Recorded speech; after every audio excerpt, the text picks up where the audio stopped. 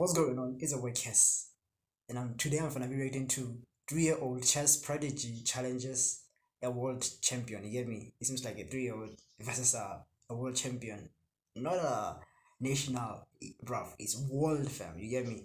And before I get into this video, don't forget to like, share, comment, and subscribe, and see what you get me. Because I got this from TikTok, so I was like, okay, let me just react to it. Yeah.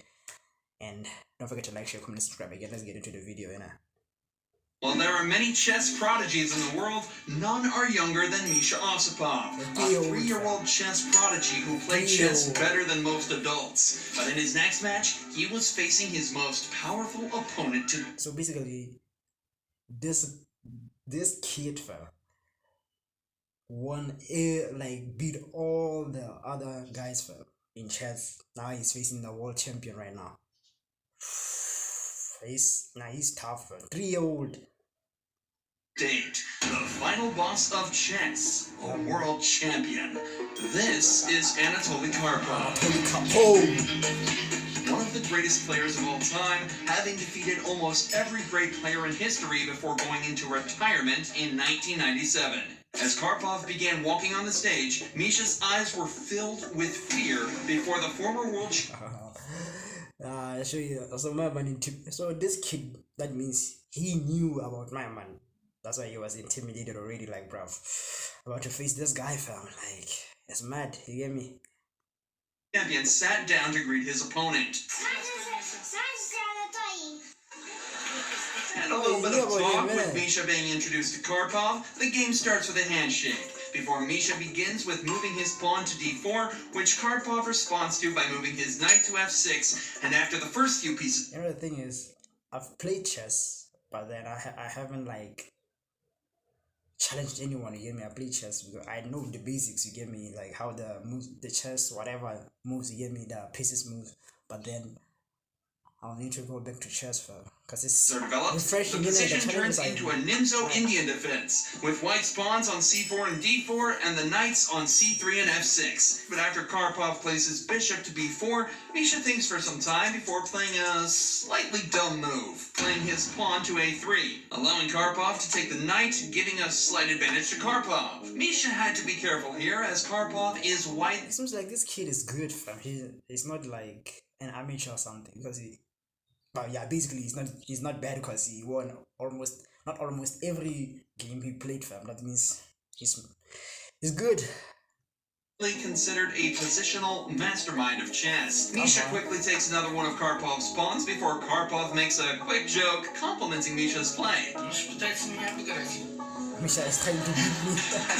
Karpov attacks Misha's pawn with his knight, threatening to win back a pawn. And while the best move here would have been to defend his attacked pawn by moving his bishop to e3, Misha makes another mistake, pinning Karpov's knight, which does nothing. Karpov kicks Misha's bishop out by playing his pawn to h6, which Misha trades down, allowing Karpov's queen to come into the game. Here, Karpov's king is threatening to take Misha's pawn, which, after check, allows him to win Misha's rook. Misha sees this, though, protecting his pawn with his knight, defending the deadly threat Karpov had posed. Karpov had some more threats, though, almost immediately playing his bishop to b7. It seems like, but, bro, I can't be surprised, like, this guy, because this guy's a world champion, so I can't be surprised because you know all the moves, all the 17 golden moves that I used to use, bruv, all these, fam, like, almost, not all, he knows all of them. That's the thing. Yeah, I won't be, like, surprised to see my man doing this, because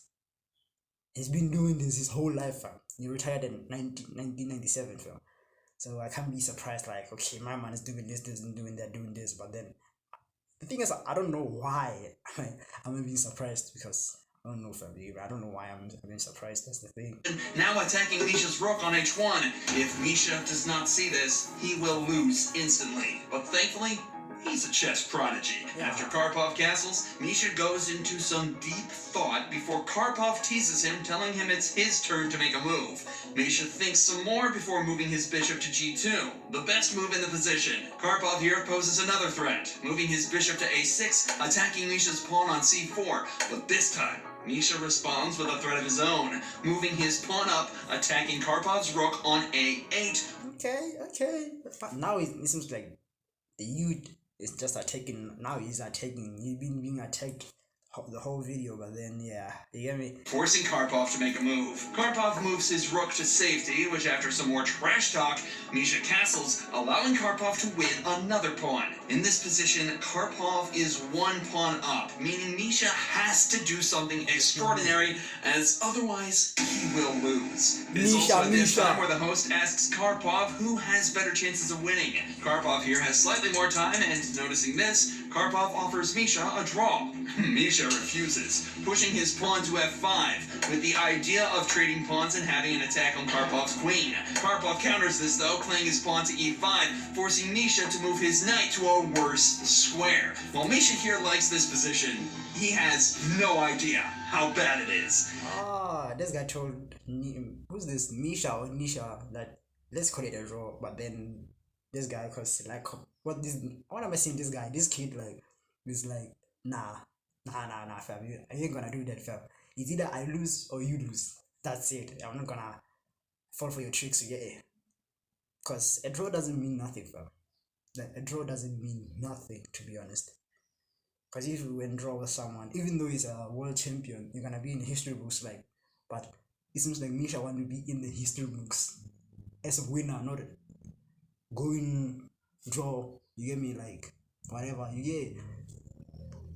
And after Karpov moves his pawn to d5, Misha thinks for some more time, with Karpov offering him another draw, which Misha simply ignores. This toddler is a... No, it's not. He offered him another draw and he was like, nah fam, I want to win. Is it I win or I lose? You get me? It's either the two, nothing more, nothing less, yeah. Allow me, man. At this moment, toddler is a savage. Unfortunately, it is at this moment Misha's time runs out, and after Karpov teases Misha about not accepting the draw, the players shake hands before Misha starts crying. And though Misha wasn't able to win that day, he had held his own against one of the greatest chess players of all time, and at only the young age of 3.